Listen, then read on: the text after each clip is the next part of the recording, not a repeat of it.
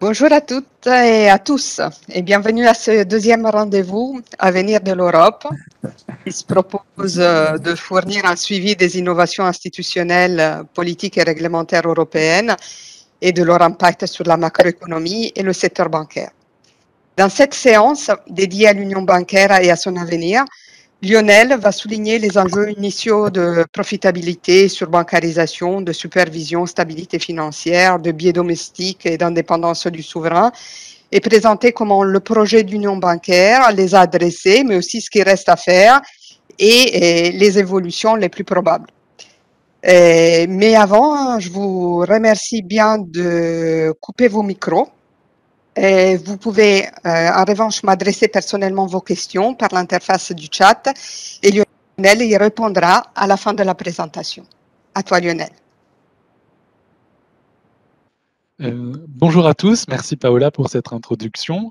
Alors effectivement, on va s'intéresser aujourd'hui à 4 questions relatives à la mise en place de l'union bancaire.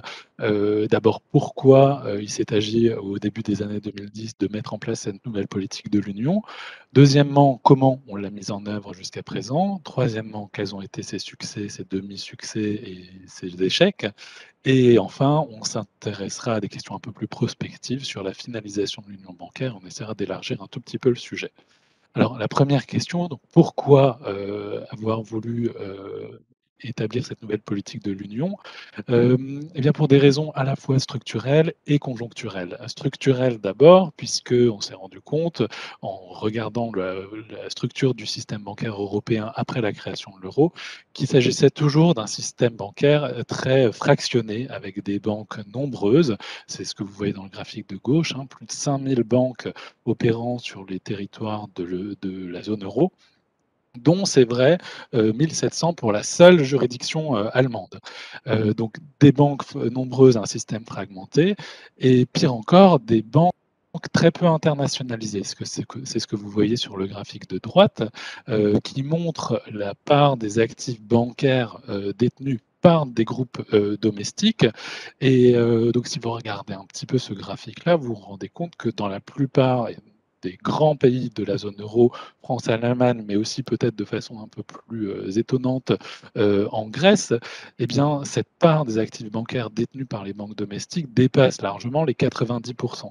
Ça veut dire qu'il y a très très peu de banques étrangères qui opèrent sur ces territoires. Évidemment, le diagnostic est un petit peu différent quand on regarde des plus petits pays qui ont plus tendance à accueillir des banques étrangères, mais le diagnostic fondamental reste quand même très flagrant. Donc des banques européennes nombreuses et peu internationalisées. Alors, par voie de conséquence, ou pas tout à fait d'ailleurs, on a aussi remarqué que ces banques européennes étaient trop peu rentables. On a des coefficients d'exploitation, donc charges sur PNB, qui sont au-delà de 60%, et tout particulièrement dans les grands pays de la zone, à savoir la France et l'Allemagne. Et par voie de conséquence, j'ai envie de dire, on a aussi des retours sur fonds propres qui sont faibles, de l'ordre de 2,5% à la fin 2014 pour la zone euro. Alors, bon, 2,5%, en soi, ça ne veut pas dire grand-chose, mais 2,5%, c'est plutôt en deçà de ce qu'on observe dans d'autres secteurs d'activité économique. Et 2,5%, c'est aussi en deçà de ce qu'on observe sur d'autres juridictions, à savoir sur les États-Unis, sur certaines banques asiatiques. Donc, un problème de fragmentation et un problème de rentabilité. Ce qui inquiétait aussi, je crois, les décideurs européens au début des années 2010, c'est le ralentissement, voire le renversement du processus d'intégration financière qui avait été mis en œuvre ou débuté avec l'introduction de l'euro et donc en 99 puis 2002. Alors on le voit à travers ce graphique et ces indicateurs composites d'intégration financière qui sont en gros, pour le dire simplement, des mesures de la corrélation entre les prix pratiqués entre les différentes juridictions européennes, donc les taux d'intérêt, la corrélation des taux d'intérêt à l'intérieur de la zone euro, ou les quantités, ce sera donc la courbe bleue, à savoir les volumes de crédit qui sont distribués au sein des pays de la zone euro. Donc la corrélation de ces grandeurs-là. prix en jaune, quantité en bleu. Ce qu'on voit, c'est avec l'introduction de l'euro, eh bien, ces indicateurs d'intégration financière ont plutôt eu tendance à augmenter, donc signalant une plus grande intégration financière, mais que ce mouvement a été stoppé au moment de la crise des subprimes et de la crise de la dette souveraine. Donc, signalant une moindre intégration financière au sein de la zone. Alors, en quoi c'est un problème? C'est notamment un problème dans le cadre de la mise en œuvre de la politique monétaire, puisque vous le savez, la politique monétaire disposait de finalement peu d'instruments, avec un instrument principal qui est le taux directeur. Et via ce taux directeur doit agir sur le canal, notamment à travers des canaux bancaires, et d'avoir des systèmes bancaires à ce point désintégrés n'est pas pour faciliter la tâche des autorités monétaires. Donc voilà une autre bonne raison de vouloir unifier un petit peu le paysage bancaire européen. Donc à ces raisons à la fois structurelles ou semi-structurelles pour la dernière, je crois qu'il faut ajouter des raisons conjoncturelles. Il faut se rappeler qu'on est au début des années 2010 et juste après la crise grecque. Ce qui a mis en évidence la crise grecque, c'est l'existence de canaux de contagion entre le secteur public, l'État, et le secteur bancaire. Alors, canaux de contagion qui vont un petit peu dans les deux sens. Et le premier sens, c'est des banques vers les États. C'est-à-dire, quand une banque a un souci, ça va provoquer des problèmes de financement sur les États. Pourquoi? D'abord par un canal très direct. En fait, les banques qui ont des soucis vont devoir invoquer des garanties explicites, par exemple qui portent sur les dépôts de leur clientèle, voire des garanties implicites et donc demander un renflouement. Donc des problèmes sur le secteur bancaire vont causer des problèmes sur les finances publiques, donc les finances des États. À part ce canal direct, il peut y avoir également des canaux indirects qui passent par les autres secteurs de l'économie. Un secteur bancaire en difficulté va avoir beaucoup plus de mal à allouer du crédit et à bien allouer du crédit, ce qui va affecter la santé, la rentabilité des autres secteurs économiques, à la fois des ménages et des entreprises, ce qui va affecter le montant des recettes fiscales et mettre en difficulté des États, les finances publiques des États. Alors, un canal de contagion qui va des banques, d'un risque bancaire vers un risque sur les autorités publiques, eh bien, il y en a qui vont dans l'autre sens, des États vers les banques. Alors, je ne vais pas détailler tous ces canaux, mais je vais vous parler des canaux directs, puisqu'un État défaillant, eh bien, cette défaillance va avoir un impact sur les bilans bancaires, et tout particulièrement à travers les expositions directes qu'ont ces banques aux souverains. Les banques achètent en effet pour de gros montants d'obligations publiques, souvent des États dans lesquels elles sont implantées. Et donc la défaillance d'un État, un défaut de remboursement d'un État, mécaniquement se retrouve comme une perte au bilan des banques. Au-delà de ça, en fait, outre ce canal très direct, il risque aussi d'y avoir une érosion des garanties publiques. C'est-à-dire qu'un État défaillant aura du mal à honorer les garanties qu'il peut apporter sur des crédits aux ménages ou aux entreprises. Et donc cette érosion des garanties publiques accroît le risque qu'il porte sur certains actifs bancaires. Donc voilà, des canaux de contagion qui vont des banques vers les États, mais également des États vers les banques. Alors, on n'est pas ici sur un cas d'école, puisque toute la crise des dettes souveraines en zone euro a démontré l'existence de ces canaux, et de façon d'ailleurs assez dramatique sur certains États. Ce qu'on montre ici, dans ce graphe-là, qui est peut-être un petit peu complexe, c'est la corrélation entre le risque mesuré par les marchés sur les banques et sur l'État souverain. Donc sur les banques en abscisse, sur l'État souverain en ordonnée, et à chaque point correspond l'observation d'une semaine. Et ce qu'on voit, donc ici sur l'Irlande, sur l'Italie en bleu, le Portugal en violet et l'Espagne en vert, c'est qu'il y a une corrélation quasi parfaite en fait entre le risque mesuré par le marché sur le secteur bancaire et le risque mesuré par le marché sur le secteur souverain. Alors, corrélation ne veut pas dire causalité, et je ne vais pas ici m'exprimer sur la causalité, dans quel sens va la causalité, si c'est des banques vers le souverain, du souverain vers les banques. Évidemment, en fait, ça dépend des histoires propre à chaque pays. En Grèce, ça aurait plutôt été du souverain vers les banques, en Espagne peut-être l'inverse. Mais voilà, la matérialisation de ces canaux de transmission entre le secteur public et le secteur bancaire se voit très bien à travers ce graphique. Alors, pour résumer, en fait, pourquoi une union bancaire au début des années 2010, je pense qu'il y a plusieurs grands objectifs. Alors, je parle de 3 grands objectifs, à la fois conjoncturels et à la fois structurels. Donc, d'abord, un objectif de stabilisation, de stabilité financière, donc de stabilisation conjoncturelle. Il s'agit vraiment de réduire ce risque d'enclenchement des boucles banques souverains qui s'étaient matérialisées au début des années 2010. Et en fait, pour ce faire, de passer d'une logique de bail-out, où en fait les États interviennent pour sauvegarder le secteur bancaire, à une logique de bail-in, où c'est le secteur bancaire qui se prend en charge tout seul. Et donc, pour rompre ce lien entre le souverain et les banques. Il s'agit aussi de partager le risque financier, le risque qui peut peser sur tel ou tel secteur financier entre les pays de la zone euro ou de l'Union européenne. Alors, au-delà de l'objectif de stabilisation économique et de stabilité financière, je pense qu'il y a aussi un objectif peut-être un peu plus structurel d'amélioration des standards de supervision. Alors, ce qui a pu être mis en évidence au début des années 2010, c'est éventuellement, au moins dans certaines juridictions, des défauts en fait dans la supervision des établissements de crédit et défauts qui ont été imputés parfois à une capture du régulateur par le secteur bancaire. Ça veut dire quoi la capture du régulateur? Ça veut dire que le régulateur est trop sensible aux intérêts exprimés par le secteur bancaire, notamment à travers ses actions de lobbying. Donc éviter une capture du régulateur, éviter également que le régulateur ne souffre d'intrusion de la part des autorités politiques, des gouvernements. Donc vraiment des raisons qui là visent à améliorer la supervision, à avoir une supervision qui garantisse une meilleure solidité du secteur bancaire.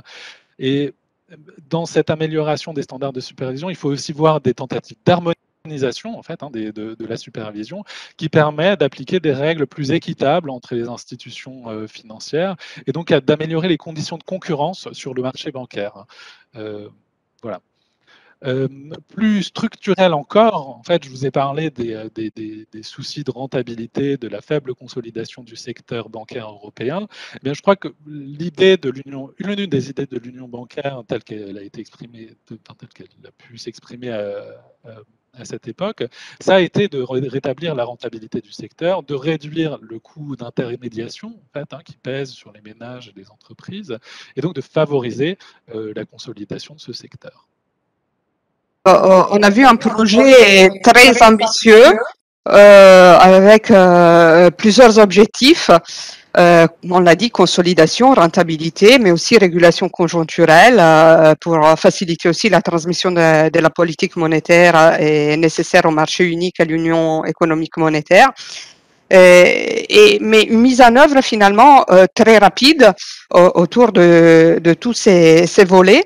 Et pas nécessairement indolore pour certains secteurs bancaires. Voilà, Lionel peut du coup nous illustrer un peu cette mise en œuvre. Voilà, alors, comment est-elle mise en œuvre? J'espère que vous m'entendez toujours. Désolé pour les petits ajustements techniques. Alors, comment est-elle mise en œuvre? Alors, je ne vais pas venir sur le détail en fait des différents textes parce qu'il y en aurait pour la journée, mais évidemment, il s'est agi finalement en très peu de temps de modifier les traités et d'adopter des directives à la fois sur le fond de la supervision bancaire et puis sur les structures. Et d'adapter également les législations nationales. Ce que je vais vous dire, en fait, par contre, c'est que l'union bancaire s'est fondée sur 3 piliers, donc certains étant finalisés, d'autres étant encore en cours de mise en œuvre. Alors, le premier de ces piliers, c'est sans doute celui qui a été le plus, sur lequel on est allé le plus au bout, c'est le mécanisme de surveillance unique. En fait, donc sous l'autorité de la BCE et des autorités nationales compétentes, et On va y revenir dans quelques minutes. Le deuxième pilier, c'est celui de la résolution, avec la mise en place du Conseil de résolution unique et des autorités nationales de résolution, la mise en place d'un fonds de résolution unique pour accompagner et donner des moyens à ce Conseil. Et enfin, un système européen d'assurance des dépôts. Donc on y reviendra plus amplement, mais le pilier 2 et le pilier 3 sont aujourd'hui pas complètement finalisés et encore en cours de discussion. Alors, on va revenir sur chacun de ces piliers. On va commencer par le mécanisme de surveillance unique. Quel est l'objectif de ce MSU, le mécanisme de surveillance unique? C'était d'unifier et d'améliorer la surveillance prudentielle des établissements de crédit au sein de l'Union. Alors, c'est quelque chose qui est entré en vigueur en 2014. J'attire vraiment votre attention sur le fait que tout ça s'est fait très rapidement, puisque les premières discussions sérieuses sur ces sujets sont faites après la crise grecque en 2011, les discussions institutionnelles dès 2012, et dès 2014, en fait, il y avait l'entrée en vigueur du MSU. Donc, c'est-à-dire toute l'urgence de cette politique. Et ce qu'on a mis en place, en fait, c'est quelque chose d'assez formidable, puisque je crois qu'après la PAC et l'Union monétaire, c'est l'une des politiques européennes les plus abouties, en tout cas les plus fédéralisées, sous la houlette de la BCE. Alors, comment ça se passe? Alors, on a une architecture institutionnelle un peu complexe, avec un conseil de surveillance donc, qui siège, qui est dans les locaux de la BCE, et qui ressemble beaucoup au conseil des gouverneurs, avec 6 représentants de la BCE, dont sa présidente aujourd'hui, un représentant pour chaque autorité compétente nationale, alors c'est les superviseurs nationaux, donc pour la France, c'est l'ACPR, et ce conseil de surveillance est celui qui va dicter, on peut le dire comme ça, l'essentiel des décisions prudentielles qui vont s'appliquer aux établissements de crédit. Formellement, en fait, la décision va être prise par le Conseil des gouverneurs, donc on connaît mieux sous ses attributions de politique monétaire, mais il y a un principe d'approbation tacite qui dit que toutes les décisions prises par le Conseil de surveillance sont acceptées par le Conseil des gouverneurs. Quand ce n'est pas le cas, le Conseil des gouverneurs doit le dire, et s'il y a des accords persistants, il y a même un comité de médiation qui existe pour trouver un compromis entre ces deux instances. Donc voilà, c'est déjà un petit peu complexe. Alors, quelles sont les compétences de la BCE en fait dans la surveillance et la supervision des établissements de crédit?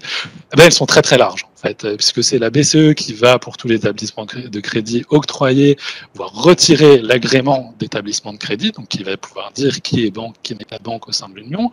C'est la BCE qui va aussi déterminer l'importance de l'établissement, et c'est pas sans conséquence sur les modalités de supervision, puisque les gros établissements, les établissements dits importants, vont être supervisés directement par la BCE, les autres vont continuer à être supervisés par les autorités compétentes nationales.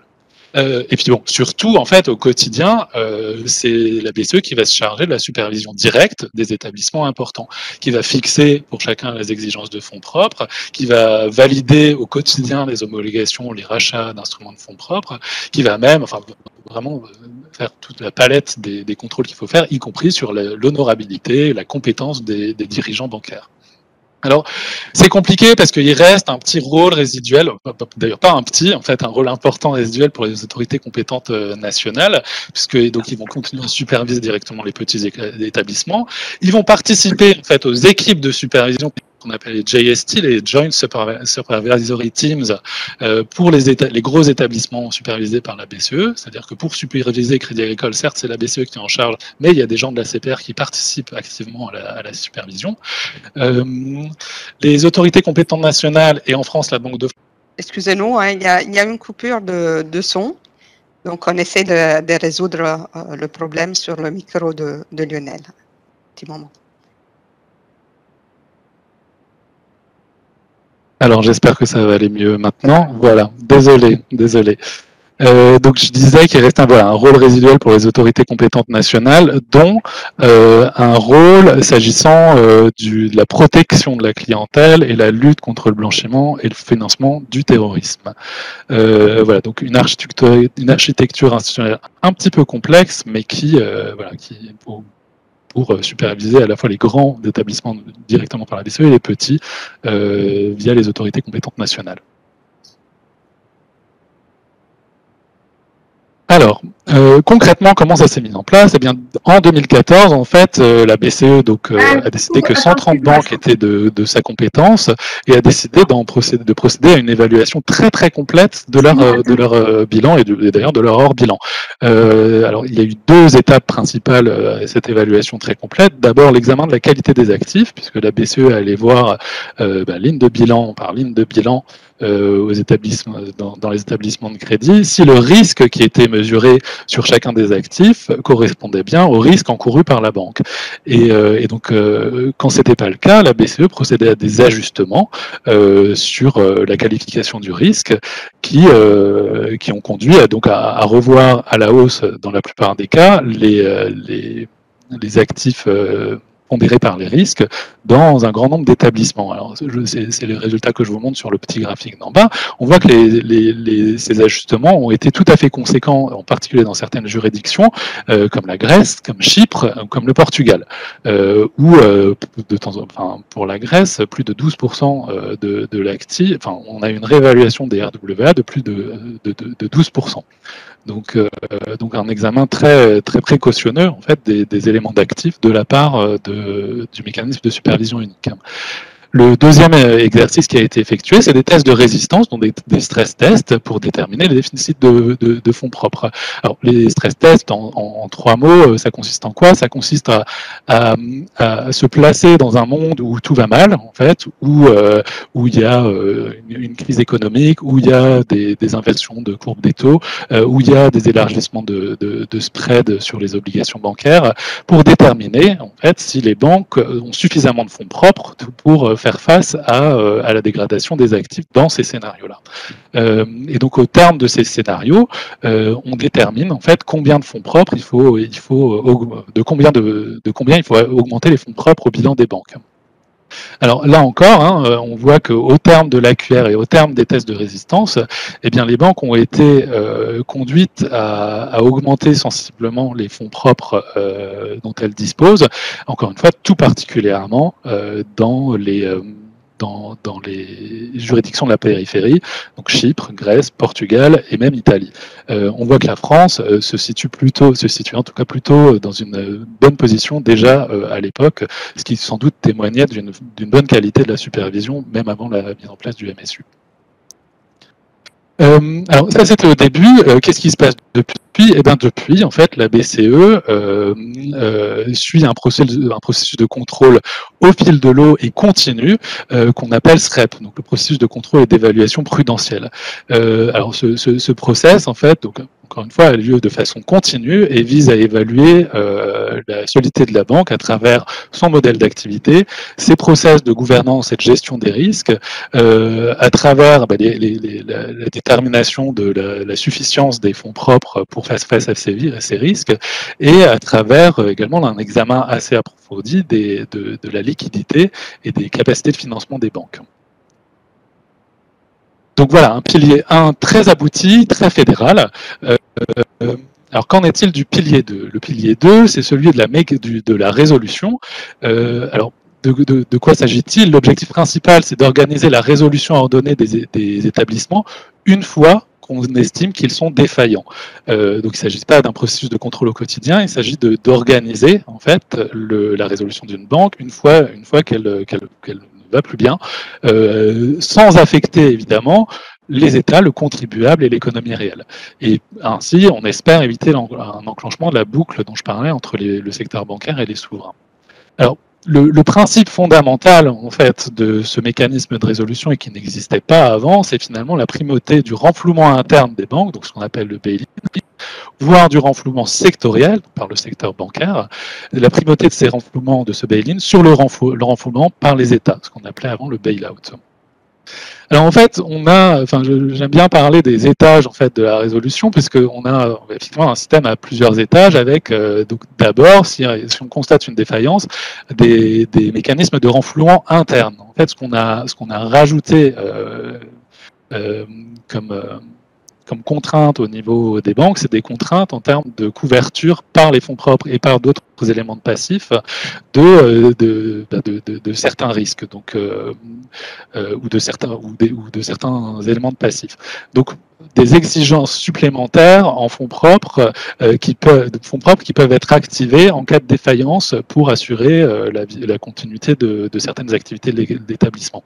Alors, on n'est pas là sur des exigences prudentielles au sens où on avait l'habitude de les calculer, parce que ces exigences sont calculées établissement par établissement et sont révisées annuellement.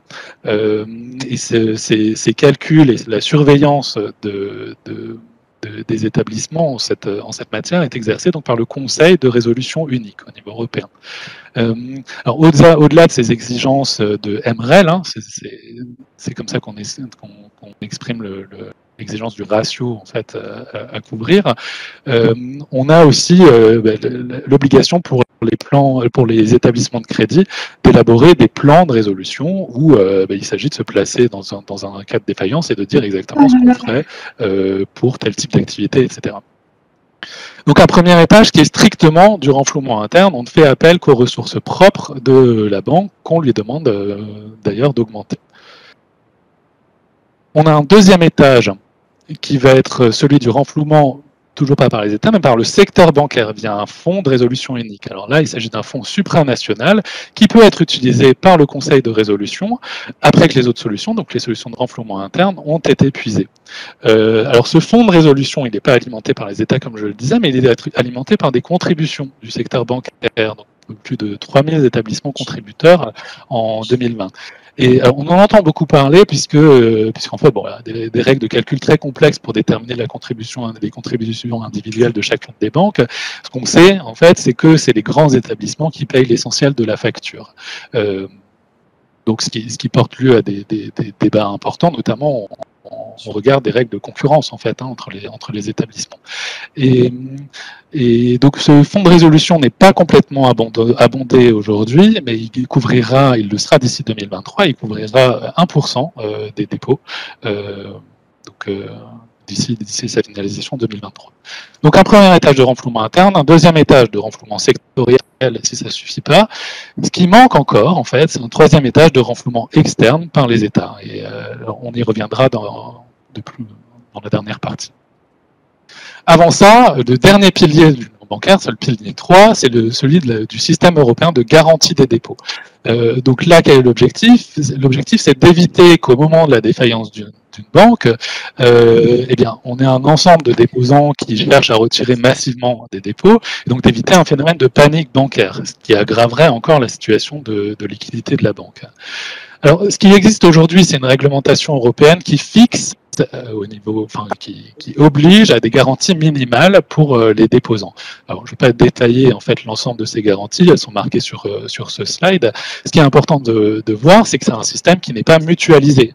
Aujourd'hui, chaque État est chargé d'assurer la garantie des dépôts dans sa juridiction, et donc c'est les États qui sont garants en dernier ressort. Il n'y a pas de mutualisation de ce risque. Et donc ce qui manque éventuellement encore, c'est un système supranational de garantie des dépôts qui reste à définir, et là encore, on en parlera dans la dernière partie. Donc, on voit bien que l'union bancaire a amené à une évolution du cadre de gestion de crise avec une première réponse de renforcement réglementaire et d'harmonisation de la supervision, et ensuite une priorisation du bail-in par rapport au bail-out, donc du renflouement interne. Mais est-ce que tout cela a finalement suffi à atteindre les nombreux objectifs que l'Union européenne s'était donnés avec la création de l'union bancaire? Alors, il y a des succès. Est-ce que l'union bancaire est totalement un succès? Sans doute pas. Alors, je vais commencer par les succès. Alors, je crois vraiment que le grand succès de l'union bancaire, ça a été d'améliorer la solidité des banques et de faire reconnaître les banques pour cela. Et alors, je vais vous le montrer à travers quelques graphiques. Je pense qu'on a des banques aujourd'hui avec des actifs plus sûrs. Alors, c'était très vrai avant la crise de la Covid. On pourra discuter peut-être dans la séance de questions pour savoir si c'est encore vrai aujourd'hui. Mais ce qui est très clair, c'est qu'on a une baisse remarquable de la part des crédits non performants au bilan, même si il reste sans doute quelques soucis dans certaines des juridictions, notamment toujours les mêmes coupables dans certains pays du Sud, mais là, même pour cela, en fait, la situation s'est largement améliorée en fait depuis 2014 et la mise en place du MSU. Donc des actifs plus sûrs, des banques plus solvables aussi, puisque alors bon, forcément quand on limite le risque, on améliore la solvabilité. Ce que les banques ont aussi fait, c'est constituer des fonds propres de qualité, notamment des fonds propres de qualité de CET1, et on a une augmentation là encore assez spectaculaire des ratios de solvabilité. Encore une fois, dans l'essentiel des juridictions, et c'est donc tout à fait vrai pour la moyenne des pays supervisés directement par le MSU. Donc des banques avec des actifs plus sûrs, des banques plus solvables aussi, des banques qui sont aussi dans des situations de liquidité tout à fait satisfaisantes et bien au-delà des exigences. Là, je vous montre le LCR. Donc on a un objectif de LCR à plus de 100%.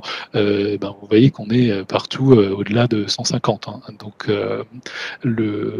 pas de problème aujourd'hui, en tout cas, de couverture de liquidité par les banques européennes. Donc des vrais succès en fait sur la qualité de l'actif, sur la couverture des risques par les fonds propres, sur la liquidité.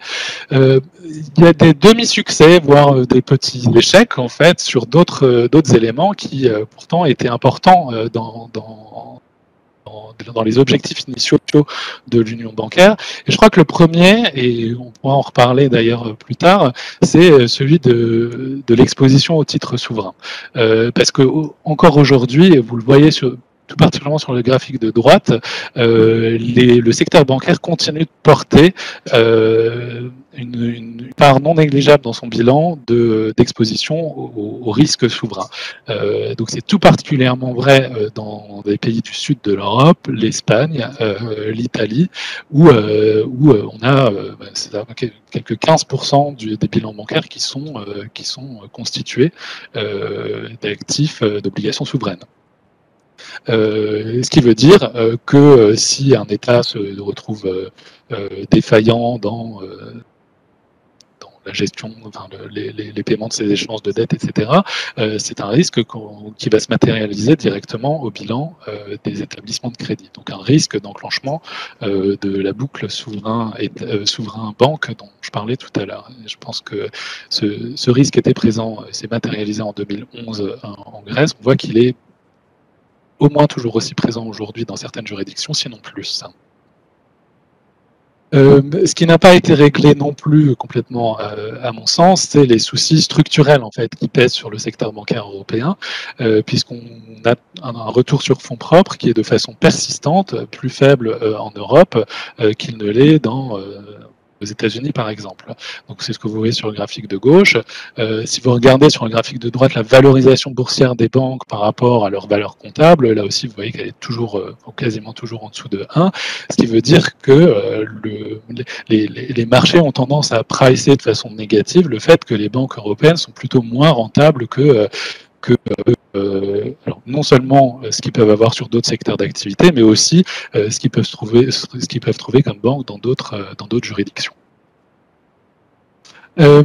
Alors, je pense que ce qui n'est qu'un demi-succès également, c'est les objectifs de consolidation dans le secteur, puisque le nombre de banques, donc c'est le graphique de gauche, a diminué, certes, mais sans doute de façon encore insuffisante, et notamment dans les juridictions comme l'Allemagne, qui était le plus sujette à cette critique, en fait. Et surtout, la consolidation, on a l'impression que c'est un phénomène qui a plutôt tendance à s'essouffler. C'est ce que vous voyez sur le graphique de droite, puisque qu'on regarde en nombre de deals ou en milliards d'euros qui sont dealés, on a plutôt une tendance à la décroissance du phénomène de consolidation. Et j'attire votre attention sur le fait que les mouvements, la consolidation qu'on observe est de moins en moins une consolidation entre les États européens, entre différentes institutions financières appartenant à deux États différents, mais la part de la consolidation domestique, donc avec deux acteurs domestiques, a plutôt tendance à augmenter. Donc on reste avec des secteurs bancaires qui restent très fragmentés au niveau national.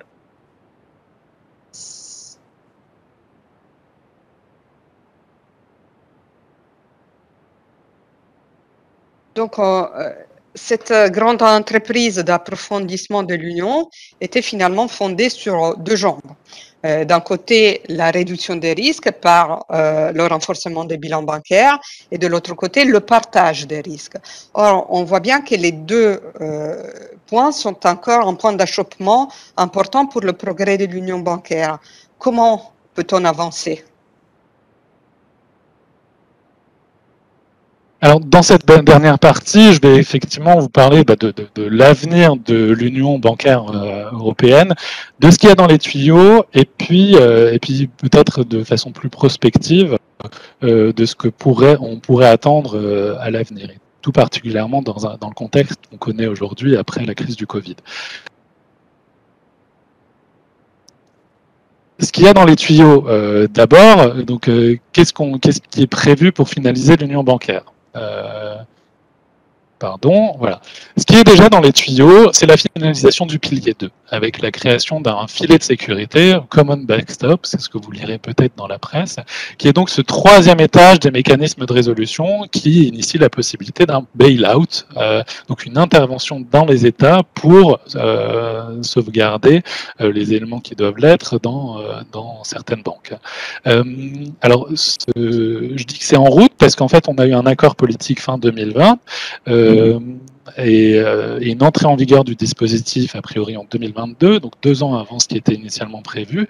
Alors comment ça va se passer? C'est le mécanisme européen de stabilité, qui n'avait pas été créé pour ça à l'origine, mais qui va agir désormais comme filet de sécurité pour le fonds de résolution unique. Donc ça veut dire que si le premier étage de renflouement interne est épuisé, si le deuxième étage du fonds de résolution unique est épuisé aussi, alors le Conseil de résolution unique peut obtenir un prêt de la part du mécanisme européen de stabilité pour intervenir auprès des secteurs bancaires en résolution. Donc voilà, un nouveau rôle, une réforme assez importante du mécanisme européen de stabilité qui, encore une fois, n'avait pas été créé pour ça. Ce qu'il y a dans les tuyaux également, c'est sur le pilier 3, alors c'est sans doute moins dans les tuyaux que ce qu'il y a au début, mais en tout cas les discussions ont repris sur un système européen de garantie des dépôts.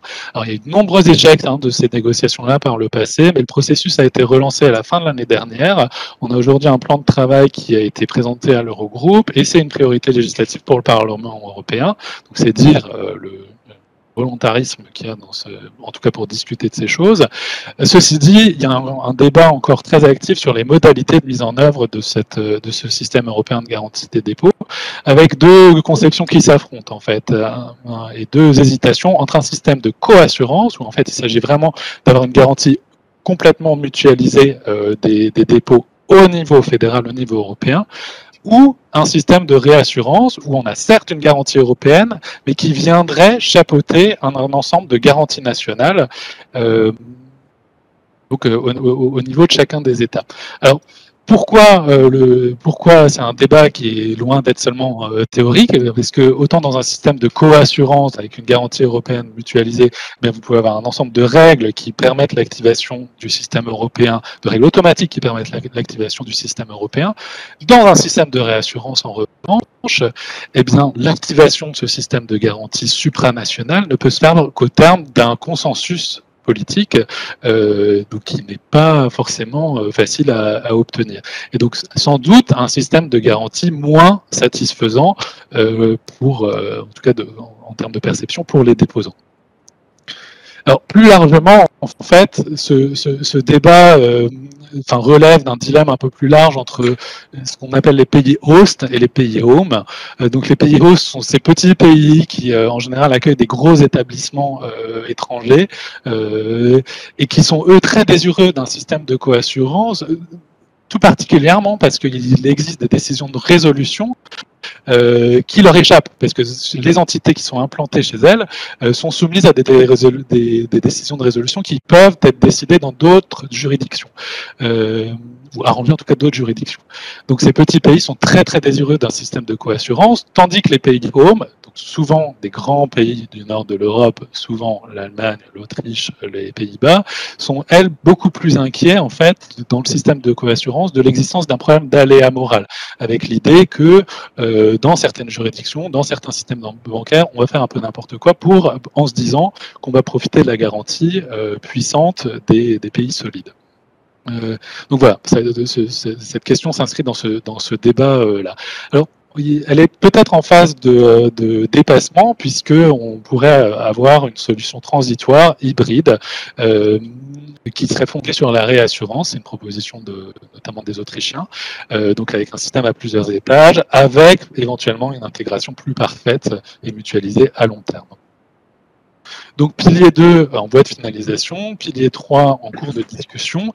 Est-ce que ça suffit? Eh bien, c'est là où je vais être un peu plus prospectif. À mon sens, pas forcément, et notamment parce que je ne suis pas certain qu'on règle de cette manière les risques de contagion dont je parlais, de réactivation de la boucle État-secteur bancaire, et parce qu'il n'y a toujours rien qui vient limiter les expositions au souverain national sur le secteur bancaire.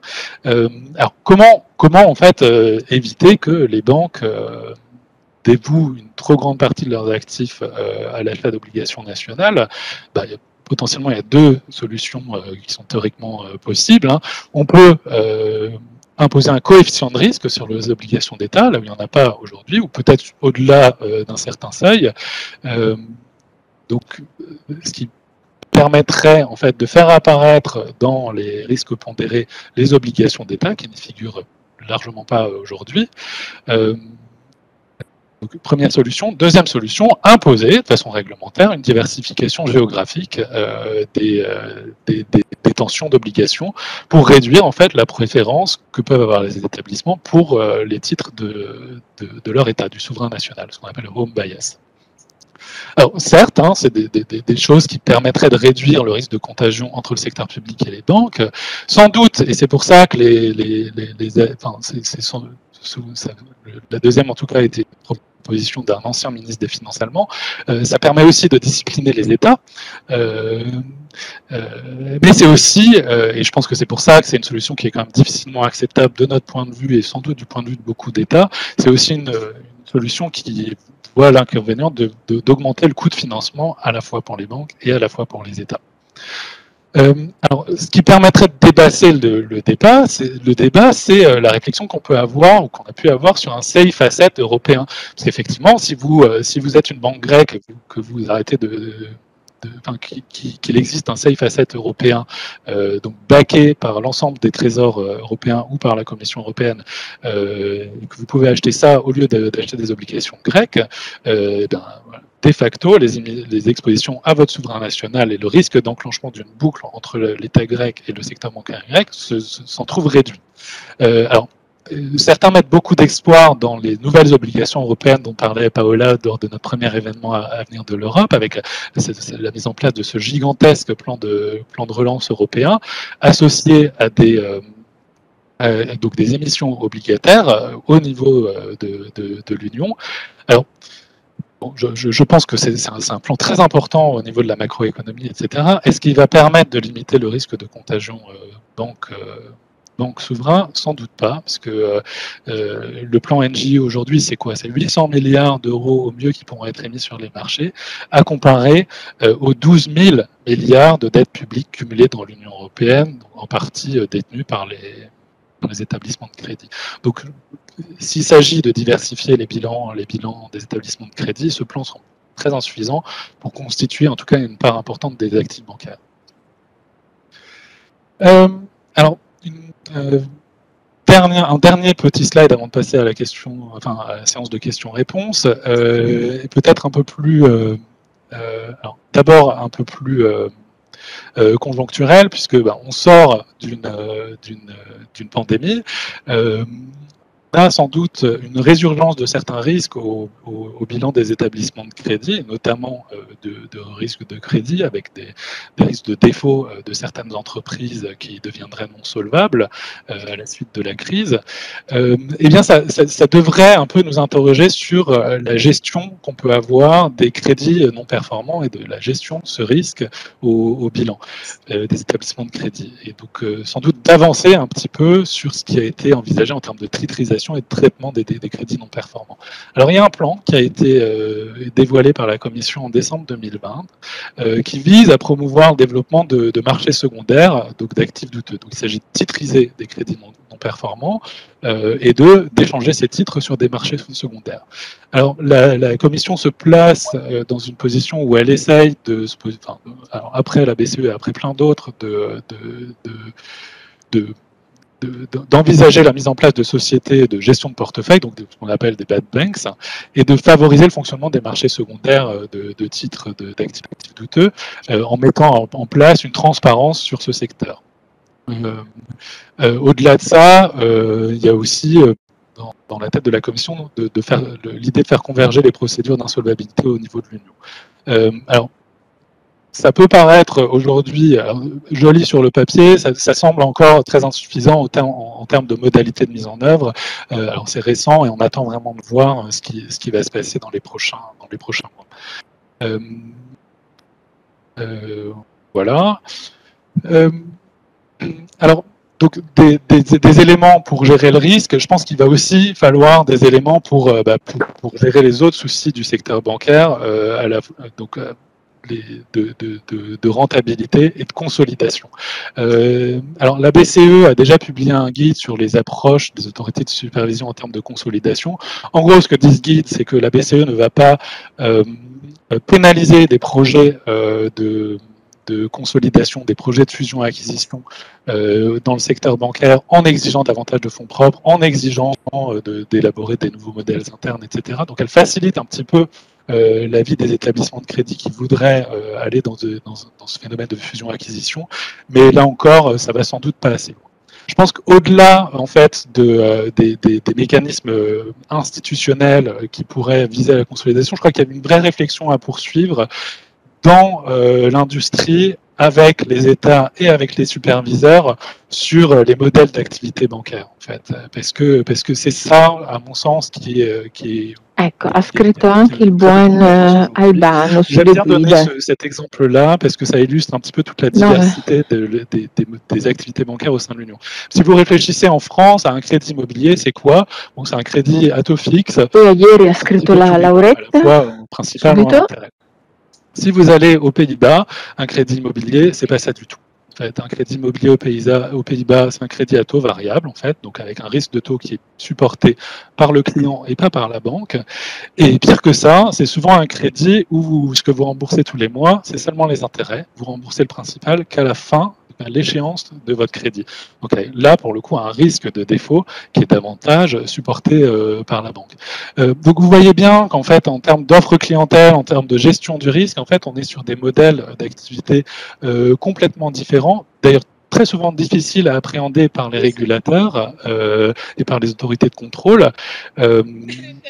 Et je pense que voilà, on ne s'épargnera pas une réflexion collective entre la profession et les régulateurs et les États pour déterminer quels sont les meilleurs modèles, les modèles les moins risqués, et pour éventuellement, d'ici, je sais pas, 15-20 ans, mais faire converger ces modèles et favoriser la consolidation. Bon, merci beaucoup Lionel. Déjà pour cette dernière considération qui me paraît très intéressante et pas très souvent adressée en fait. Et en tout cas pour cette présentation très exhaustive qui nous montre aussi des pistes d'avancement de l'union bancaire. Et cela me suggère aussi une première question parce qu'on voit bien qu'on a deux points qui ne sont pas véritablement résolus, qui sont les créances douteuses et litigieuses et les expositions souveraines, qui risquent de devenir davantage un souci avec la crise de la Covid. Et donc, ma première question, avant de passer aux questions qui ont été posées par nos collègues en ligne, c'est est-ce que ces deux points peuvent-ils bloquer les avancées dans la recherche d'un consensus sur l'achèvement de l'union bancaire, justement à cause des effets de la crise? Alors, merci Paola pour cette question. Alors, effectivement, je pense que la crise va avoir deux effets principaux, je pense, sur le secteur bancaire. Un effet sur le risque porté une éventuelle augmentation des défauts sur les crédits. Donc, premier risque sur les NPL et le risque de crédit. Deuxième risque, je pense, c'est sur les expositions aux souverains. Alors, là, on va faire un peu d'économie politique, en fait, pour répondre à cette question, sans doute. Mais je crois que d'abord, il faut rappeler que l'Union européenne a tendance à avancer quand elle fait face à des contraintes importantes. On l'a vu, en fait, le mécanisme de supervision, même le mécanisme de surveillance a été mis en place en l'espace de 3 ans, quelque chose quand même de très complexe, en fait, suite à la crise grecque, à la crise portugaise, à la crise espagnole, à la crise irlandaise. Donc, tout ça pour dire que quand l'Union doit, l'Union peut et l'Union arrive, en fait, pour le dire de façon très simpliste. Alors, sur les deux sujets en particulier, NPL et souverain national, qu'est-ce qu'on peut envisager. Donc sur le sujet NPL, je vous l'ai dit, hein, il y a ce plan de la Commission qui, à mon sens, est intéressant en fait dans ces grandes lignes, notamment sur le débat, puisque je crois pour la première fois la Commission se prononce très clairement en faveur de la création de bad banks, en fait, hein, donc ces établissements qui seraient chargés de récolter les crédits, de prendre à leur bilan les crédits non performants et de les gérer. En fait, ce qui existe dans beaucoup d'autres juridictions. Donc ça, je pense que c'est une idée tout à fait intéressante. L'idée de promouvoir le développement des marchés secondaires pour les titres sur les crédits non performants, c'est intéressant aussi. Alors, il faut savoir que c'est des choses qui se font déjà dans certaines juridictions, notamment en Italie, et la raison pour laquelle l'Italie a vu de façon aussi spectaculaire son stock de NPL diminuer au bilan des banques, c'est parce qu'ils ont procédé très largement à des opérations de titrisation et à l'isolement, on va dire, de ces crédits pour maintenir le risque sous contrôle dans le secteur bancaire. Donc, je pense que voilà, du côté des NPL, il y a des bonnes idées. Ce que je vous disais tout à l'heure, c'est qu'on attend un petit peu la mise en œuvre concrète et la création des premières bad banks, en fait, et quel rôle peuvent jouer les différentes juridictions, les différents États dans la création de ces choses.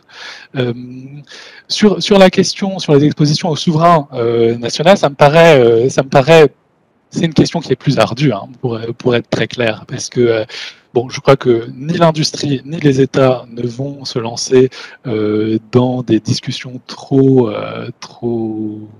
avancées sur la première idée que j'émettais, qui serait de limiter, en fait, de façon, alors soit en renchérissant, soit de façon réglementaire, de limiter les expositions des banques aux souverains. Et je ne crois pas vraiment davantage à l'idée que NGEU ou un endettement européen soit une solution, en tout cas du point de vue des banques non plus, en fait, simplement pour des problèmes de taille. Donc on va toujours avoir des dettes publiques au niveau des États à financer et les banques vont toujours être demandeuses de ces obligations-là. Je pense que ce qu'il peut avoir, en revanche, c'est à la faveur d'une meilleure intégration des banques européennes dans leur environnement européen, sans doute plus d'expositions transfrontalières, donc des banques françaises qui diversifient leur détention de leur portefeuille obligataire au bénéfice d'obligations allemandes, et pourquoi pas d'obligations grecques ou portugaises, etc. Elles le font déjà, je pense que c'est quelque chose qui va sans doute, qui peut s'accentuer par le futur. Alors c'est le cas pour les banques françaises, je pense que ça peut être le cas pour les pays où ce phénomène est encore plus problématique, on va dire, donc les pays du sud de l'Europe. Voilà.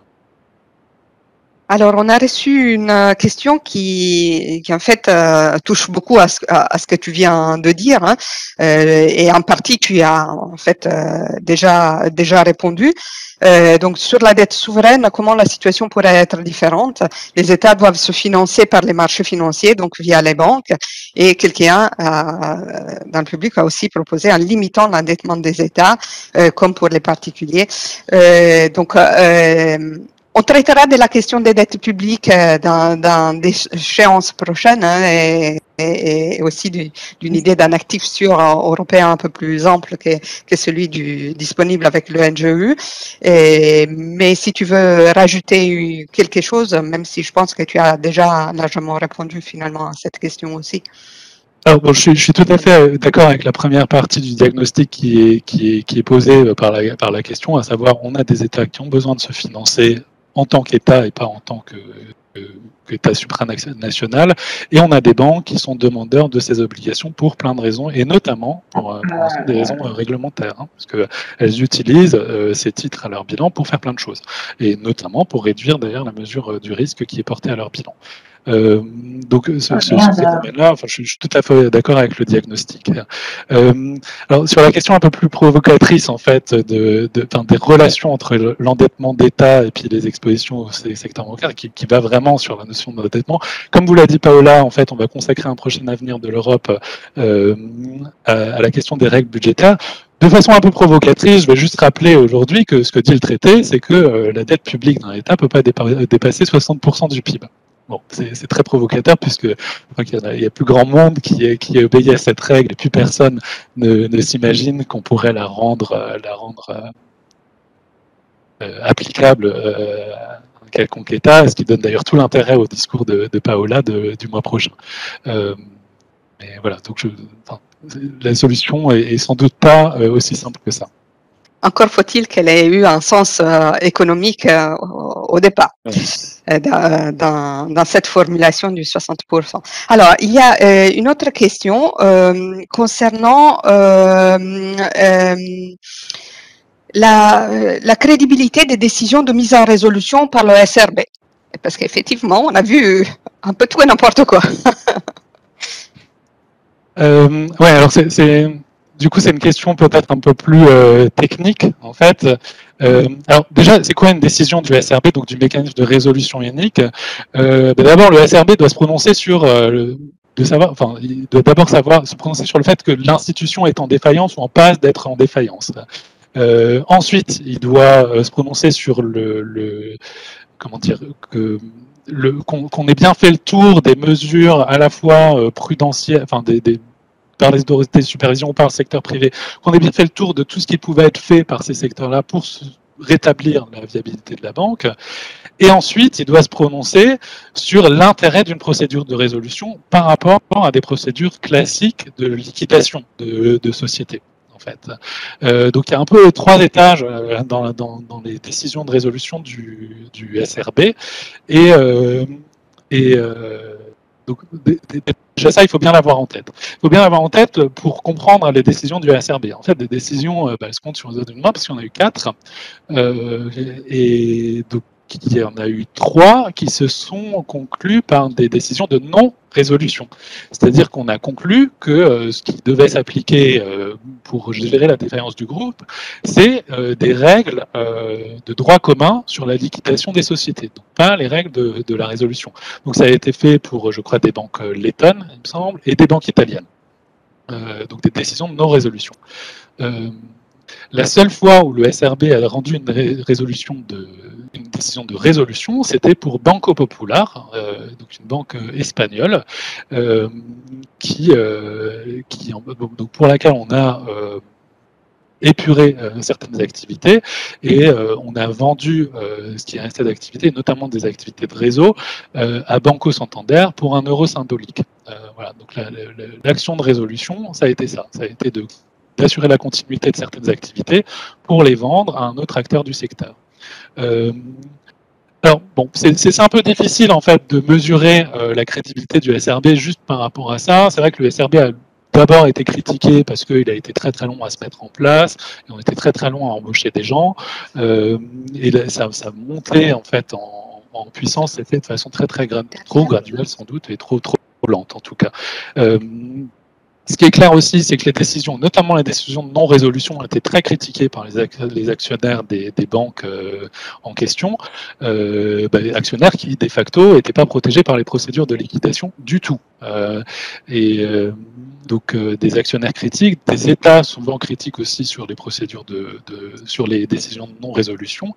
Mais je crois que ce qui questionne encore plus le SRB, c'est pas les décisions qu'il a prises que des décisions qui ont été prises avant lui et confirmées par la suite. Et en fait, il y a notamment la décision sur Tercas, en fait, qui était une banque italienne. En 2014, en fait, Tercas était dans un stock de NPL difficile à gérer, etc. Et ce que l'État italien, enfin, c'est pas l'État italien, il y a le fonds de garantie italien qui est intervenu pour accorder des ressources à Tercas. En fait. Et donc, c'est posé la question, savoir, un, si c'était des aides d'État, et de deux, enfin, in fine, si c'était un peu conforme avec l'idée qu'on pouvait avoir d'un bail-in, en fait. Ce qu'a confirmé la Cour de justice de l'Union européenne récemment, en 2021, je ne sais plus exactement quand c'était, mais en 2021, c'était que cette procédure-là était licite, en fait. Donc, on a bien le droit, même en dehors d'une mesure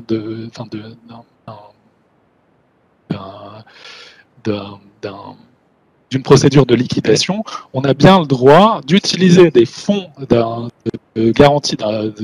fonds de garantie de dépôt italiens pour renflouer une banque. Alors la CJE a pris plein de précautions. En fait, on a le droit de le faire parce que c'était un fonds qui était abondé par des banques et pas par l'État. Mais quand même, ça met un petit peu en cause tout le schéma qu'on a autour de la résolution qui vise quand même à cette primauté du bail-in sur des différentes formes de bail-out, qu'ils soient sectorielles ou d'État. Alors, je prends une dernière question qui est venue tout en amont de ta présentation lorsque tu présentais, je pense, le système de supervision unique. Et donc, je pense qu'elle se réfère à cela. S'agit-il aussi d'une préparation pour contrer les crypto-monnaies en plein essor? Alors, sur les crypto-monnaies, alors bon, Bitcoin a été créé en 2009-2010, je crois, un truc comme ça. Le SSM, c'était en 2014, mais pour être clair, le mécanisme de supervision unique et tout le reste, on n'en parlait pas du tout. On parlait pas du tout du Bitcoin en 2014, ou quasiment pas. Hein. On a commencé à parler du Bitcoin en 2018, en 2019, quand son cours a commencé à augmenter. Donc, toute la mode sur les crypto-monnaies et l'intérêt que peuvent avoir, d'ailleurs parfois très légitime, que peuvent avoir les institutions financières pour ces objets-là, est bien postérieur en fait à la mise en place de l'union bancaire. Alors je crois, le superviseur s'intéresse évidemment à l'univers des crypto-monnaies parce que il y a déjà, il n'existe pas de gros engagements des établissements de crédit évidemment sur des crypto-monnaies, en tout cas pas en Europe. Mais ça pourrait constituer un risque à l'avenir, en tout cas un risque peut-être pour la solvabilité de certaines parties de la clientèle. Donc à ce titre-là, le superviseur s'y intéresse et ce qu'il se contente de faire en général, c'est d'appeler à la prudence sur ces sujets-là. En revanche, l'Union, elle a pris des mesures bien plus intéressantes sur le sujet des crypto-monnaies. Première mesure, je crois que c'est des mesures réglementaires en fait, avec un projet de directive MiCA qui s'inspire d'ailleurs beaucoup de ce qui se fait en France, qui impose en fait des régimes d'autorisation préalable pour tous les gens qui voudraient trader sur des crypto-monnaies, des trucs comme ça. Donc vraiment d'instaurer un contrôle du secteur des cryptoactifs, un contrôle réglementaire du secteur des cryptoactifs. Et je crois que la deuxième partie de la réponse au niveau de l'Union, c'est le débat qu'on peut avoir aujourd'hui sur la création d'un euro numérique. Parce que je crois que si la BCE se lance dans cette idée d'euro numérique, c'est au moins en partie pour contrer les initiatives privées, pas tant Bitcoin que Diem de Facebook, etc., de création de monnaie privée. Et donc, tu as par ailleurs travaillé sur ce sujet d'euro digital et il y a une présentation qui est disponible, d'ailleurs une publication qui est disponible sur le site des études économiques et à laquelle vous pouvez vous référer. Donc là, le temps s'est écoulé, donc on vous remercie de votre attention, d'être restés nombreux jusqu'à la fin. Vous pourrez revoir cette visioconférence en ligne sur le site des études économiques et télécharger la présentation, puisque beaucoup nous ont demandé. Et nous vous enverrons un message avec un lien pour le faire. Et nous vous donnons, comme anticipé, rendez-vous à la prochaine séance du cycle Avenir de l'Europe, le jeudi 21 octobre, sur cette fois-ci une question plutôt d'ordre macroéconomique de la possible réforme des règles budgétaires européennes. Donc, merci et à bientôt. Merci à tous.